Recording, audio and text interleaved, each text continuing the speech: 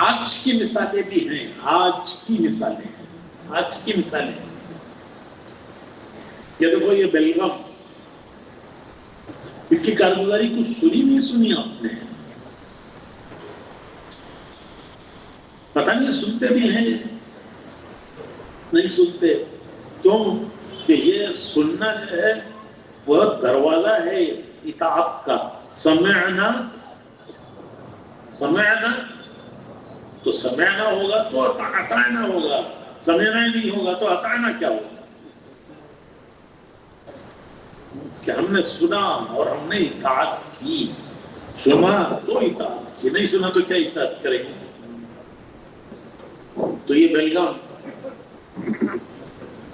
ان کی اوسط جماعتیں سہروزہ 550 کل کی کارگزاری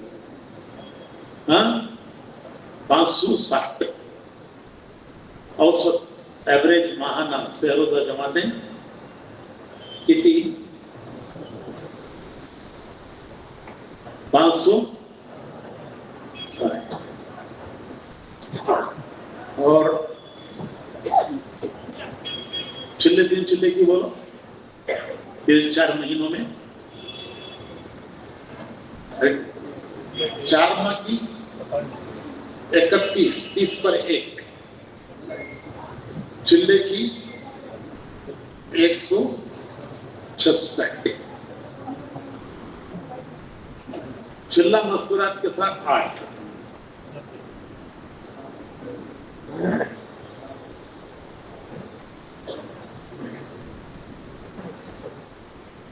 یہ جو فضا بنی ہے 560 جماعتیں ہر مہینہ ایوریج 3 دن کی نکلتی ہے. یہ جو فضا بنی ہے یہ ایک آدمی نے جان کھپائی. اللہ پاک سید محمد اقبال ان کے درجے بلند کرے، ان کے اللہ درجے بلند کرے، اللہ ان کو بہترین جزائے خیر دے. ایک آدمی ہم لوگوں نے ضلعوں میں اجتماع شروع کیے کہ ہمارے ضلعوں میں کام نہیں کہا، تو اضلاع میں کام اٹھانے کے لیے ہم نے 4 مہینے کے وقفے کے بعد اجتماع کرنا. ضلع میں 4 مہینے کے بعد ایک ضلع میں اجتماع، پھر 4 مہینے کے بعد ایک ضلع میں اجتماع. تو یہ اجتماعات ہم نے شروع کیے. جو پہلے ہمارے قریب کے ضلع تھے ان میں کیے، ٹمکور، کولار، میسور، منڈیا. اس کے بعد پھر آہستہ آہستہ آگے بڑھے، دامنگرہ تک پہنچے. دامنگرہ کے بعد کی دنیا ہمیں معلوم نہیں تھی، اس کے بعد کی دنیا ہم جانتے نہیں تھے. اب آئندہ کا کہاں رکھنا؟ ہر 4 مہینے پہ ایک اجتماع کرتے تھے، جماعتیں ڈالتے تھے، محنتیں کرتی تھی جماعتیں، پھر وہ ضلع کو جوڑتے تھے.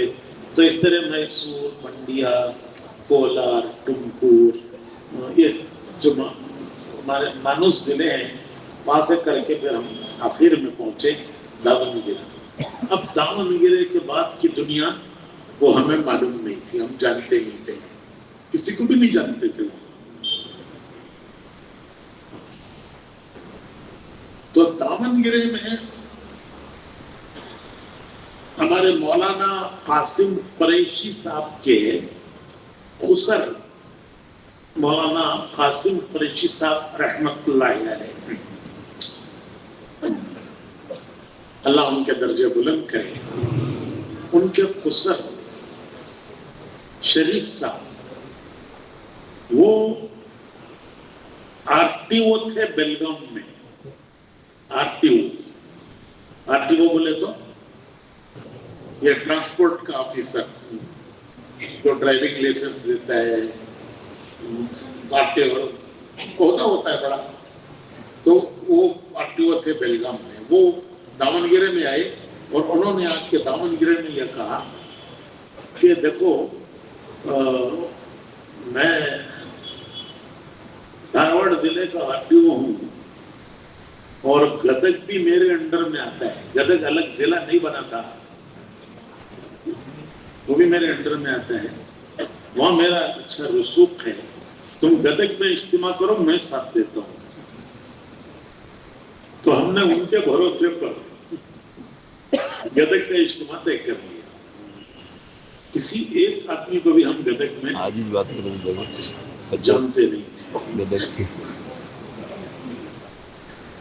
پھر جو گدگ کا اجتماع ہوا بولا تو اب دیکھو اللہ نے گدگ کو کام پہنچایا.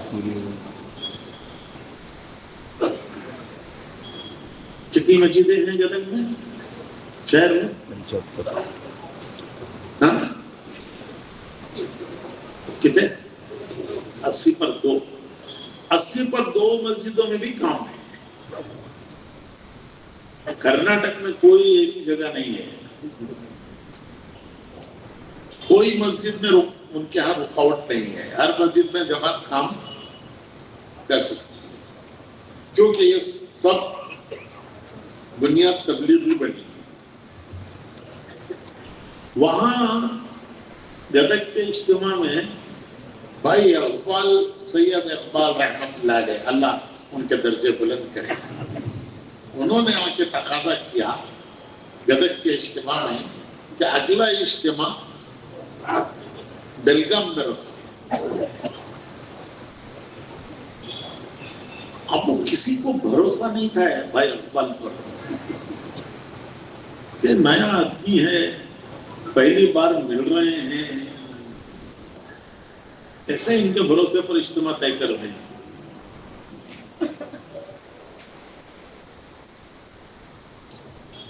لیکن وہ ان کی ایک تڑپ تھی. 2 ہی آدمی آئے تھے بیلگام سے, پورے بیلگام سے کتنے, ایک بھائی اقبال اور ایک عبد الرحیم باغبان. ان کا انتقال کبھی ہو گیا. عبد الرحیم باغبان تو بیچارے ویسے ہی ساتھ تھے بھائی اقبال کے, لیکن اصل تو بھائی اقبال اکیلے تھے. تو ان کے تقاضے پر اجتماع طے ہو گیا کہ بیلگام میں اگلا اجتماع کریں گے.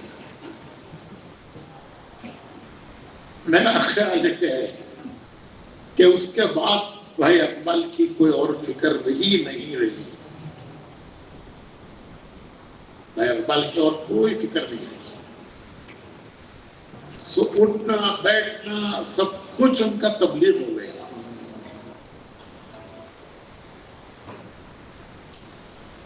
حضرت خالد رضی اللہ تعالیٰ عنہ کے انتقال پر ان کے گھر کی عورتیں رونے لگی.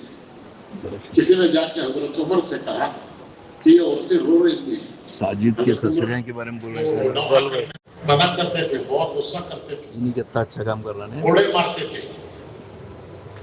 تو ان سے جا کے کہا کہ وہ حضرت خالد کی عورتیں رو رہی ہیں.